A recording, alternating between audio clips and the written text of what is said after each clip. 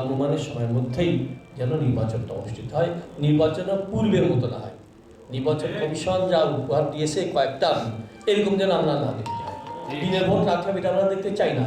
প্রত্যেকটা ভোটারের যেন ভোট মূল্যায়ন করা সম্ভব এমন একটা নির্বাচন হতে চাই।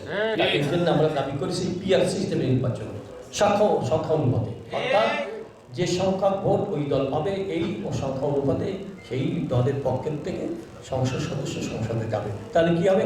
কালো টাকা সংসদ বন্ধ হবে, তারপরে যে পেশি শক্তির প্রভাব এটা বন্ধ হবে, আর প্রত্যেকটা ভোটার তার মূল্যায়ন করতে সক্ষম হবে। কারণ ভোটাররা দেখবে যে হ্যাঁ আমার দলের একজন হোক দুইজন ওখানে আছে সংসদে, সব দলের থেকে থাকলে একটা জাতীয় সরকার রূপ নেবে। আর জাতীয় সরকার রূপ নিলে তখন দেখবেন ওই হাঙ্গামা, তারপরে বিক্ষোভ সব বন্ধ হয়ে যাবে। তাই বেশ শান্তিপূর্ণ একটা পরিবেশ তৈরি হবে। যেন বারবার বলছি আমরা যে পিআর সিস্টেমে নির্বাচন দেওয়ার জন্যে আমি অন্তর্বর্তীকালীন সরকারকে দাবি করে বলবো, বারবার দাবি করে বলেছি, ও সবচেয়ে আগেই কিন্তু আমরা বলেছিলাম অনেক বছর আগের থেকে যে পিআর সিস্টেম নির্বাচন হলে দেশের শান্তি ফিরে আসবে ইনশাল্লাহ। তা আশা করি অন্তর্বর্তীকালীন সরকার আমাদের দাবিকে মূল্যায়ন করবে, পিআর সিস্টেম নির্বাচন মাধ্যমে একটা জাতীয় সরকার আমাদের সামনে পেশ করবে, যাতে করে দেশের মানুষ স্বস্তিতে শান্তিতে নিরাপদে বসবাস করতে পারে। তা আমরা আপনাদের সবাইকে ধন্যবাদ জানিয়ে আমার আলোচনাকে শেষ করছি। আগামী নির্বাচনে ইসলামী আন্দোলনের সাথে সম্পৃক্ত হবে কিনা?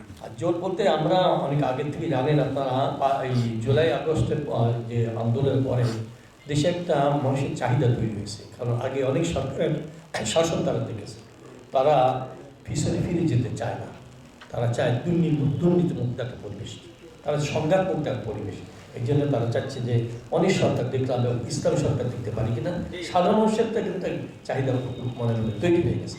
এই চাহিদা পূরণের জন্য ইসলাম বাংলাদেশ প্রত্যেকটা দলের সঙ্গে আলাপ আলোচনা অনেক আগে শুরু করেছে। আলহামদুলিল্লাহ সারাও ভালো পাওয়া যাচ্ছে। আশা করি কমপক্ষে ঐক্য জোট হোক আর না হোক, অন্তত একটা সমঝোতার পরিবেশ তৈরি হবে, অর্থাৎ ইসলামের পক্ষে একটা বাক্স যেন থাকে, এই চেষ্টা অব্যাহত আছে। সারাও ভালো, আশা করি আপনাদের দোয়া সহযোগিতা থাকলে, আল্লাহ রহমত থাকলে ইনশাআল্লাহ।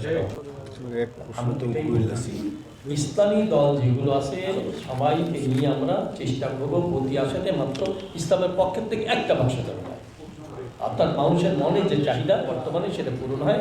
আর আপনাদের দোয়া সহযোগিতা প্রয়োজন আছে, আপনার সহযোগিতা করবেন ইনশাআল্লাহ। আগামীতে ইসলামের পক্ষের থেকে আমরা প্রত্যেকটা আসনে একটা ইসলামের পক্ষে বাক্স পাঠাতে হবে। অনুমানের সময়ের মধ্যেই যেন নির্বাচনটা অনুষ্ঠিত হয়, নির্বাচনের পূর্বের মতো না হয়।